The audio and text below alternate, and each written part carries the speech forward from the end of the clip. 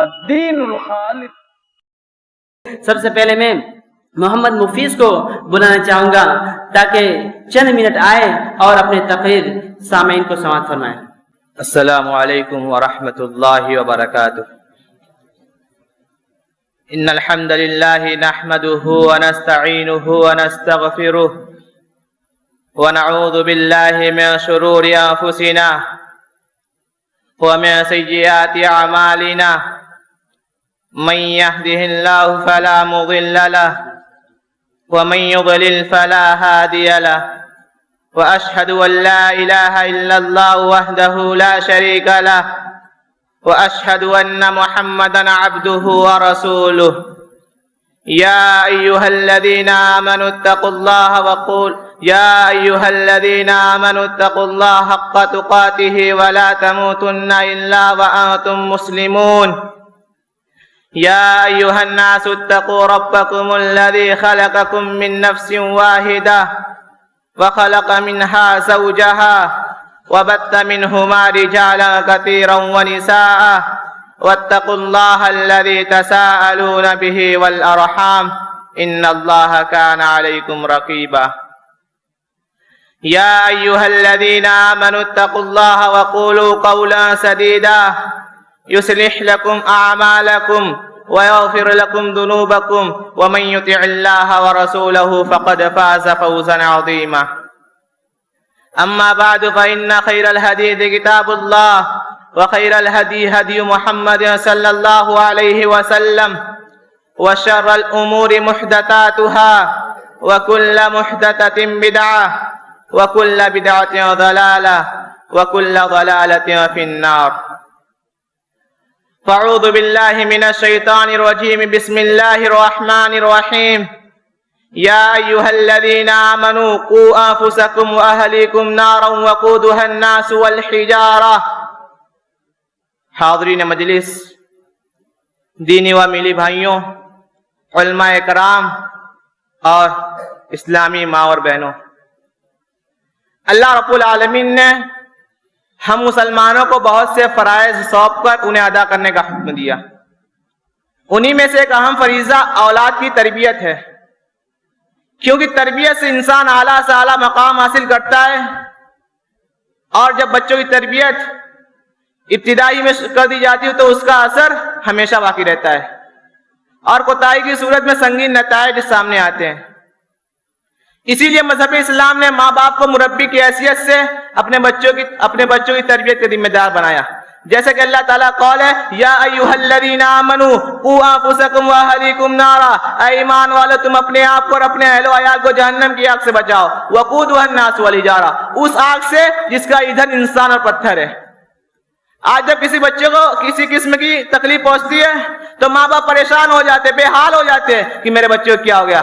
کبھی اس پر غور و فکر کیا کہ میرا بچہ اگر جہنم میں چلا جائے گا تو اس کو کیا حشر ہوگا، اس کا کیا انجام ہوگا؟ وہ اس آگ میں چلا جائے گا جس کا ایندھن کوئلہ اور لکڑی نہیں ہے، بلکہ وہ اس آگ میں جس کا ایندھن انسان اور پتھر ہے، اس میں میرا بچہ چلا جائے گا تو اس کو کیا حشر ہوگا، اس کا کیا انجام ہوگا؟ کبھی اس کے بارے میں سوچا؟ کبھی غور و فکر کیا کہ میرا بچہ اس میں چلا جائے گا، اس کو کیا انجام ہوگا؟ ضرورت اس بات کی کہ اس پر غور و فکر کرے اور اس سے اپنے بچوں کی رہنمائی کے لیے کوشش کرے، کیونکہ والدین اپنے بچوں کی تربیت کے ذمہ دار ہے، اور اللہ کے نبی کی حدیث ہے کلکم راعٍ وکلکم مسئول عن رعیتہ، تم میں سے ہر شخص ذمہ دار ہے اور ہر شخص سے اس کی ذمہ داری کے بارے میں سوال کیا جائے گا۔ اس حدیث سے معلوم ہوا کہ ذمہ داریوں سے کوئی بھی آزاد نہیں۔ گھر کی نگرانی، بچوں کی تعلیم و تربیت اور گھر میں دینی ماحول پیدا کرنا والدین کی ذمہ داری ہے۔ افسوس کہ آج اس ذمہ داری کی بڑی کوتاہیوں کے ذریعے انجام دیا جا رہا ہے۔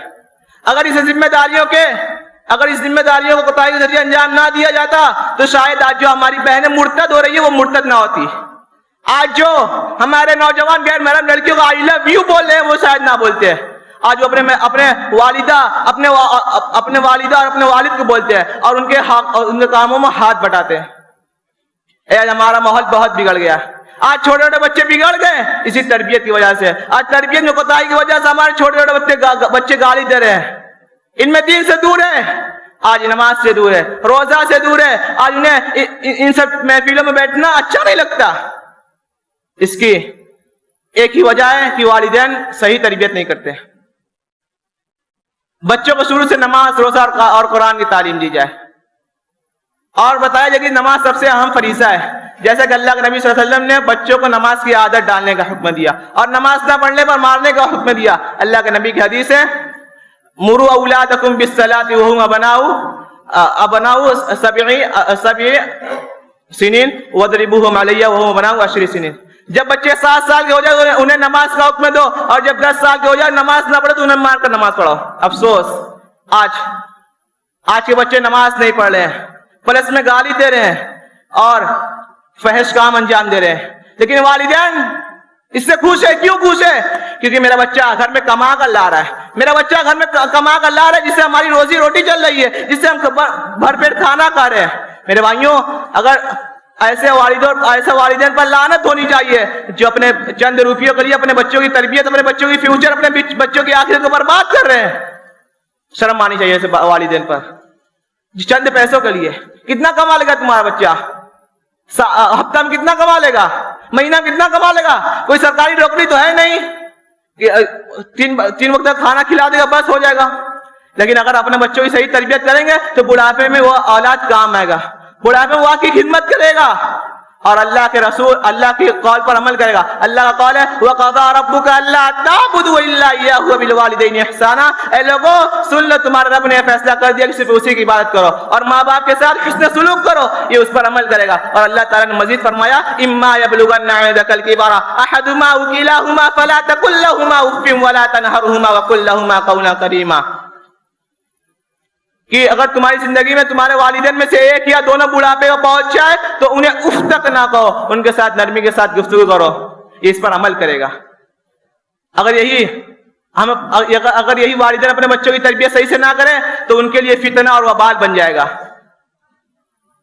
جب والدین بوڑھا ہو جائیں گے یا بچے کی شادی ہو جائے گی تو بچہ ان کا رخ انات آشرم کی طرف کر دے گا، ان کو ذلیل و خوار کرے گا، اور ان کو 2 وقت کھانا کھلانا اس کے لیے ایک مشکل کام ہو جائے گا. یہ صرف